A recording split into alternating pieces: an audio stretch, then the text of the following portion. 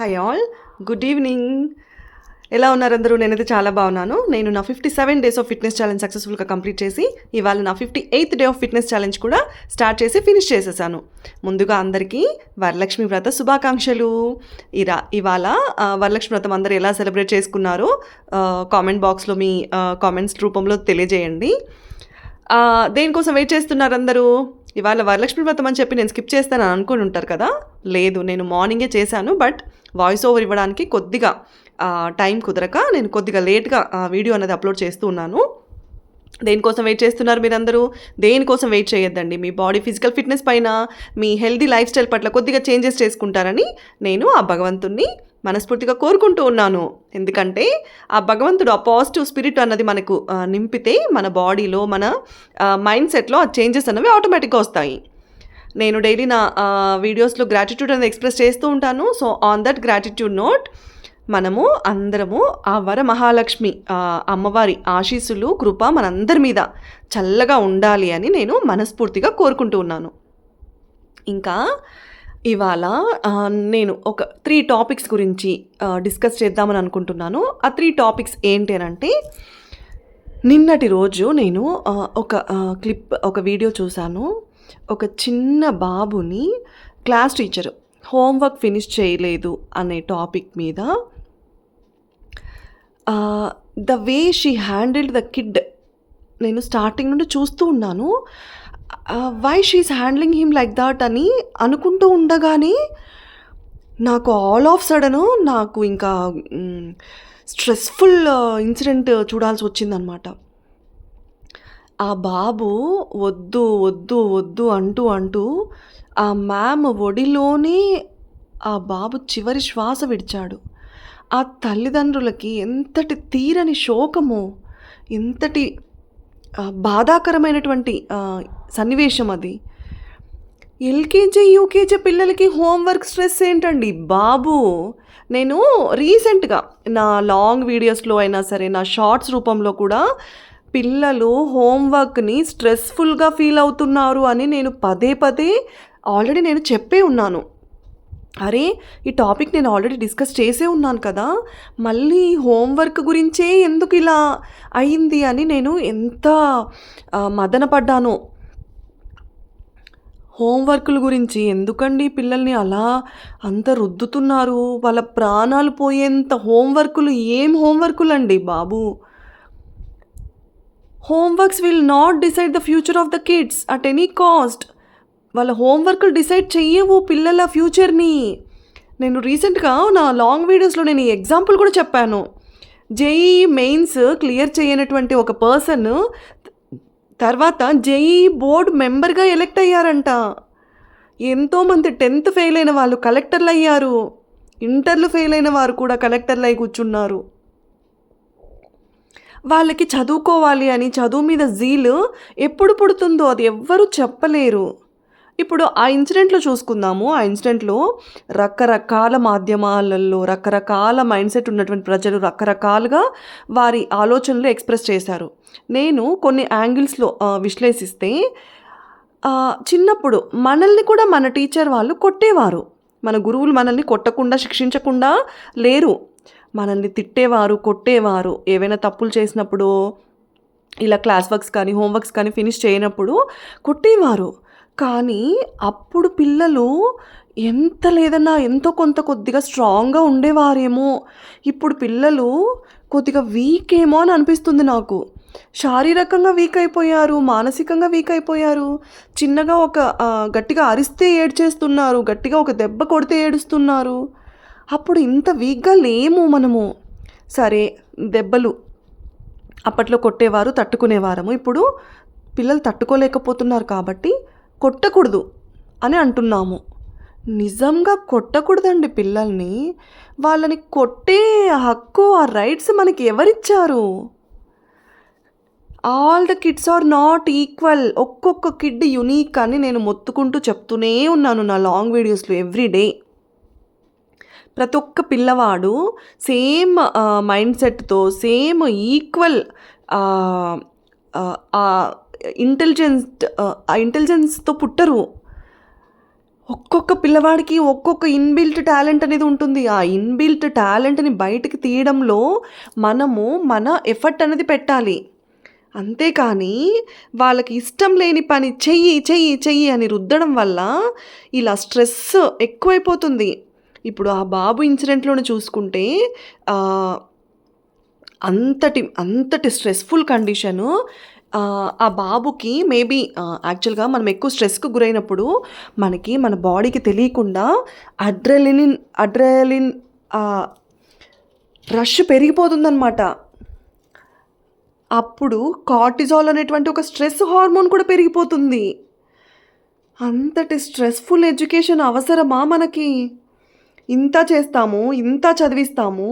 లాస్ట్‌కి ఇలాంటి ఒక సంఘటన ఏదైనా జరిగితే ఎంతటి తీరని శోకము, ఎంతటి పుత్రశోకం ఆ తల్లిదండ్రులకి. అయ్యో రామ! నాకేం చెప్పాలో ఏంటో ఏమీ అర్థం అవ్వట్లేదు. ఇంకా ఇంకొక ఇన్సిడెంట్‌లో ఆహ్, కాలేజ్ ఆర్ స్కూల్ ప్రిన్సిపల్‌ని పిల్లలు చంపేశారంట. అరె బాబోయ్! ఎటు పోతుంది మన సమాజము? ఏమైపోతున్నాం మనము? ఎలాంటి సంస్కృతికి దిగజారిపోతున్నాం మనము? చదువు, విద్యాబుద్ధులు చెప్పేటువంటి గురువులకే వారి ప్రాణాలు తీసేంత ఆ కర్కశత్వం ఎక్కడి నుండొస్తుంది పిల్లల్లో? ఎలా వస్తుంది? ఇంకొకటి చూశాను. ఇద్దరు మనుషులు ఇలా జంప్ చేస్తూ ఇంకొక థర్డ్ పర్సన్ ఒక బాబుని పిలుస్తారనమాట. ఆ బాబును పిలిచి వారు ఇలా జంప్ చెయ్యి నువ్వు కూడా అని చెప్తారు. కరెక్ట్‌గా ఆ బాబు జంప్ చేసే టైంకి అటున్న వ్యక్తి, ఇటున్న వ్యక్తి ఇద్దరూ ఆ బాబు కాళ్ళని డిస్టర్బ్ చేస్తారనమాట. జంప్ చేసే టైంలో కాళ్ళకి అడ్డం పెట్టేస్తారు. ఆ బాబు అలాగే వెనకాలకి పడిపోయి బ్రెయిన్ డెడ్. ఇలాంటి గేమ్స్ అవసరమా చెప్పండి? ఇలాంటి గేమ్సేనా మనం ఆడాల్సింది? జస్ట్ ఆహ్లాదకరమైనటువంటి ఆడుకునే సమయము within fraction of seconds brain dead సిచ్యుయేషన్‌కి తీసుకెళ్ళింది. అక్కడ ఎవరిది పొరపాటు?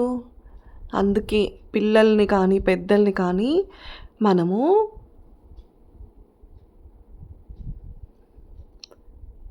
ఇలాంటి ఆహ్, ఆటవిక ఆటలు కానీ, ఇలాంటి అజాగ్రత్తపు గేమ్స్ ఆడకుండా వాళ్ళకి అవగాహన అనేది కల్పించాలి.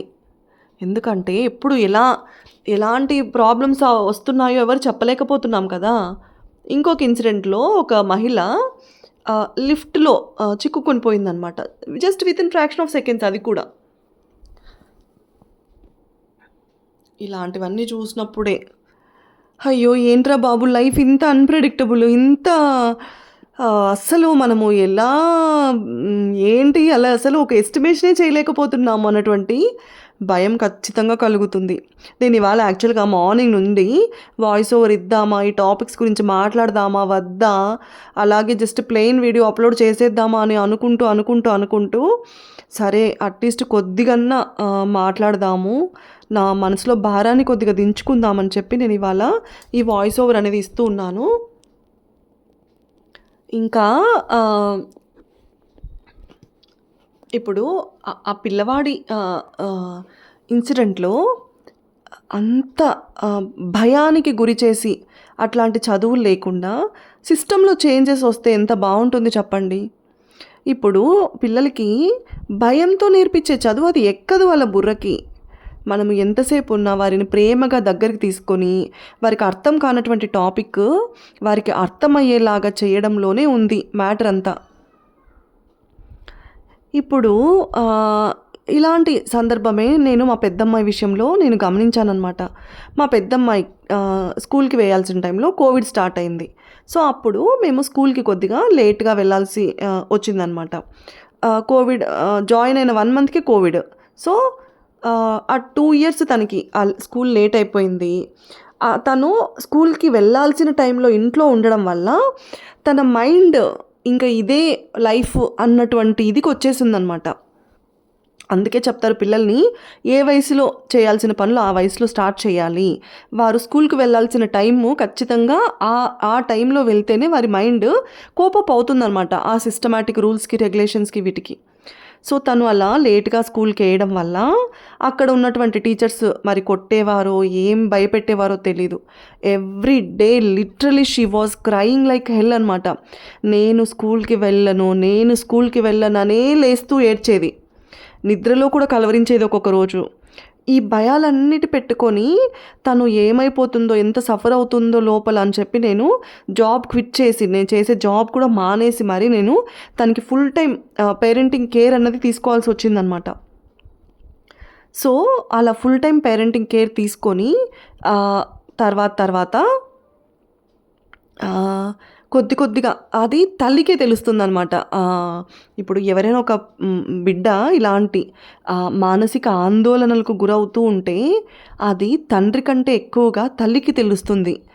సో, నేను తనని దగ్గరికి పెట్టుకొని, తన ప్రాబ్లమ్ ఏంటి అని డిస్కస్ చేసుకొని తనకి ఏమైనా అర్థం కానిటివి పాప హోంవర్క్స్ రాయకపోయినా అంత పెద్ద ప్రాబ్లమ్ ఏమీ లేదు అని ఆ మేడమ్స్‌కి నచ్చజెప్పుకొని, రిక్వెస్ట్ చేసుకొని, సో, కొద్దిగా తనని మార్చుకోగలిగాను. నేను దగ్గర ఉండి, నేను నా ఫుల్ టైమ్ తనకి కేటాయించడం వల్ల. సో, పిల్లలకి ఎవరైనా ఇంట్రెస్ట్ లేనిది మనం బలవంతంగా చేపిస్తే అది వారికి ఎక్స్‌ట్రీమ్ స్ట్రెస్‌ఫుల్ మొమెంట్ అనమాట. సో, మనము వారికి టైం కేటాయించి, టీచర్స్ అయినా సరే, ఇప్పుడు వారికి ఏదైనా ఒక టాపిక్ అర్థం అవ్వలేదంటే, ఇదెందుకు అర్థం అవ్వలేదు? అందరికి అర్థమైంది కదా! అని ఈజీగా అనకూడదు. యాహ్! అందరి ఇంటెలిజెన్స్ కోషెంట్ ఒకటేగా ఉండదు. They are not equal. They are unique. Each and every kid is unique in the world. ఒకరితో ఒకరికి కంపారిజన్ చేసి ఒకరు ఎక్కువ, ఒకరు తక్కువ అని వారిని కృంగిపోయేలాగా చేయడం is not right in the education system at all. ఎవరు ఎక్కువ కాదు, ఎవరు తక్కువ కాదు, ఎవరు ఎప్పుడు షైన్ అవుతారో ఎవ్వరు చెప్పలేరు. వారికి ఆ చదువుకోవాలి అనే జీల్, ఏదైనా లైఫ్‌కి ఒక గోల్ సెట్ చేసుకునే మెచ్యూరిటీ అది వారికి ఎప్పుడు వస్తుందో ఎవ్వరికీ తెలీదు కదా! సో, ఆ బాబు ఘటన అయితే నన్ను చాలా తీవ్రంగా బాధపెట్టింది. నేను ఇంకా ఇప్పటికి కూడా కోరుకోలేకున్నాను. ఎందుకంటే ఆ బాబు వద్దు, వద్దు, వద్దు అని చెప్తున్నప్పటికి హి వాస్ ఓకే. ఎప్పుడైతే ఆ ఒక్క దెబ్బ పడ్డదో ఆ బాబు మీద, హి vent into the extreme panic condition. So, ఆ బాబు ఎక్స్‌ట్రీమ్ పానిక్ కండిషన్‌లోకెళ్ళిపోయాడనమాట ఇంకా. అప్పుడు ఆ బ్లడ్ సర్క్యులేషన్ స్టాప్ అయిపోతది. హార్ట్‌కి, బ్రెయిన్‌కి బ్లడ్ పంపింగ్ ఆగిపోతది. సో, అలాగే పడిపోయాడు పాపం నిర్జీవంగా. ఆ ఒక్క దెబ్బ పడకుండా ఉంటే సిట్యుయేషన్ ఎలా ఉండేదో ఆ భగవంతుడికే తెలియాలి కానీ, నాకైతే ఆ బాబు వద్దు, వద్దు, వద్దు అంటున్నప్పుడు, అవునా నాన్న, సరే ఇవాల్టికి నువ్వు రాయలేదు కదా! రేపటి రోజు నువ్వు ఇవన్నీ ఫినిష్ చేసి తీసుకొని రా నాన్న. లేదా ఒక వారం రోజులు నీకు టైం ఇస్తాను. ఇవన్నీ ఫినిష్ చేసుకొని రా నాన్న అని దగ్గరికి తీసుకొని బుజ్జగించి, ప్రేమగా 4 మంచి మాటలు చెప్పి, తనని మళ్ళీ వెళ్ళి నీ బెంచ్‌లో కూర్చో అని చెప్పి ఉంటే ఎంత బాగుండు కదా! ఆ బాబు 100 ఏళ్ల ఆయుష్‌కి ఆహ్, ఆ తల్లిదండ్రుల కోరికలు, ఆశయాలు ఆ బాబులో చూసుకునేవారు కదా అని నాకెంత అనిపించిందో. కొందరు ఆ బాబుకి అక్కడితో రుణం తీరిపోయింది. ఆ బాబుకి ప్రాప్తం అక్కడి వరకు ఉంది అని అంటున్నారు కానీ, నేను ఎందుకో దాంతో యాక్సెప్ట్ చేయలేకుండా ఉన్నాను. అంత భయభ్రాంతులకి గురి చేయాల్సిన, అంత క్లిష్టమైన ఎడ్యుకేషన్ సిస్టమ్ మనకి అవసరమా? సిస్టమ్ చేంజ్ చేయాలా వద్దా? ప్లీజ్ కామెంట్ చేయండి.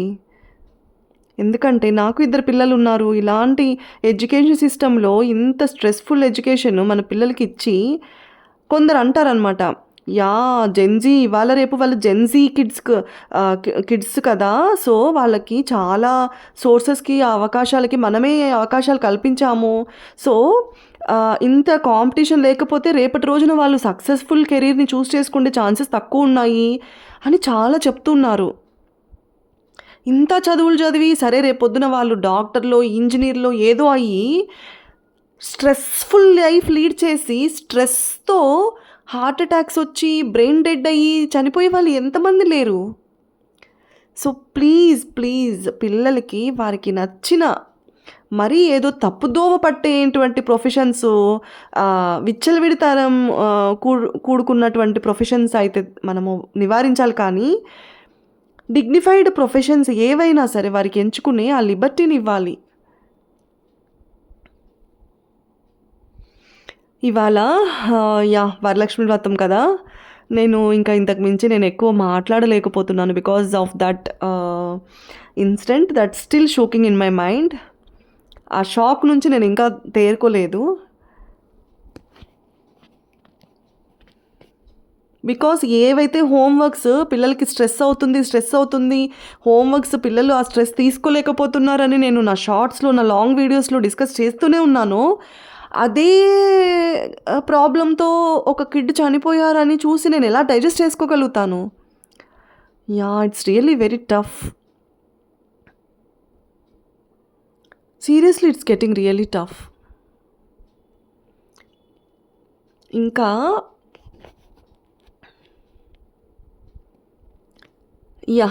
నేను